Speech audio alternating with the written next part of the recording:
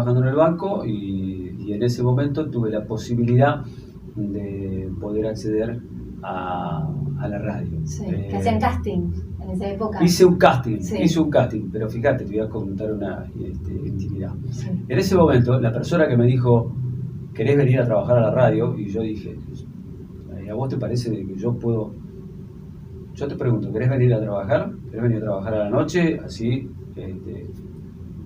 como para empezar a hacer algo.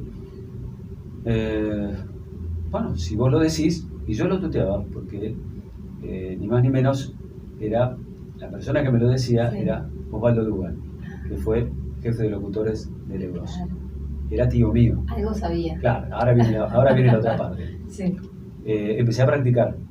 Estuve como 2 o 3 meses practicando, hasta que llegó un momento que tuvimos que presentarnos para una vacante que se producía a la noche. Ajá. Éramos 3. Uno de los 3, uno no me acuerdo cómo se llamaba, pero el otro era Carlos Kohler, el médico. Sí. Bueno, Carlitos Kohler rindió conmigo, y yo, los 3. Bueno, grabamos las tandas, etcétera, etcétera, etcétera, y después había que determinar quién era el elegido.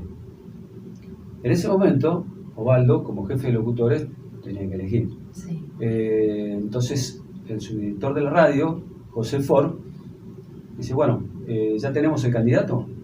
Dice, en este caso, dice, va a tener que decidirlo usted. Dice, escúcheme, usted es el jefe de locutores. Sí. Sí, dice, pero acá hay una razón muy especial en la cual no puedo emitir no puedo dar una opinión. Dice, ¿por qué? No se lo puedo decir. No lo ¿Qué querías. misterio hay acá? Dios. ¿Qué misterio hay acá? Sí.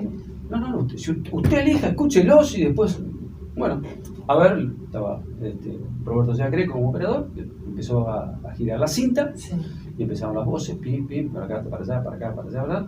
Hasta que de pronto paró, lo llama a Osvaldo y le dice, bueno, de lo que hemos escuchado acá, inclusive le hicimos participar a Roberto, creemos que este es el candidato que más posibilidades tiene. Sí.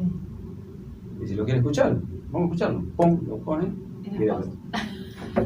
Entonces, bueno, dice, ahora dígame, dice, ¿por qué no quería emitir su opinión? Dice, porque el candidato que termina de escuchar dice, sobrino mío.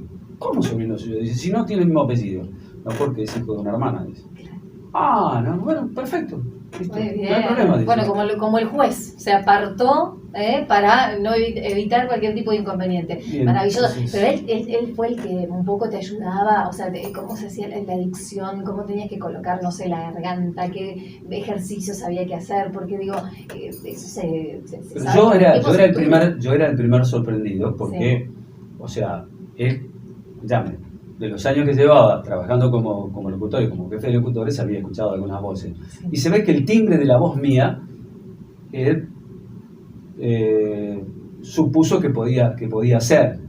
Después me dio la otra parte, o sea, de cómo tenía que tandear, cómo, sí, hacer los avisos, cómo dibujar una sonrisa. Yo decía, ¿cómo voy a hablar riéndome? Entonces, después él me decía la diferencia que había de escuchar a una persona cuando hace un aviso sonriendo, como lo tiene que hacer, sino cuando lo hace serio. Y además, usar las manos. Entonces, es un aviso si decís portafolios, billetera, lápices de colores. No es lo mismo que vos digas billeteras, lapiceras, lápices de colores. O sea, los alemanes sirven. Sí, claro, los alemanes sirven. Entonces yo te decía que la radio es para escuchar, no para ver.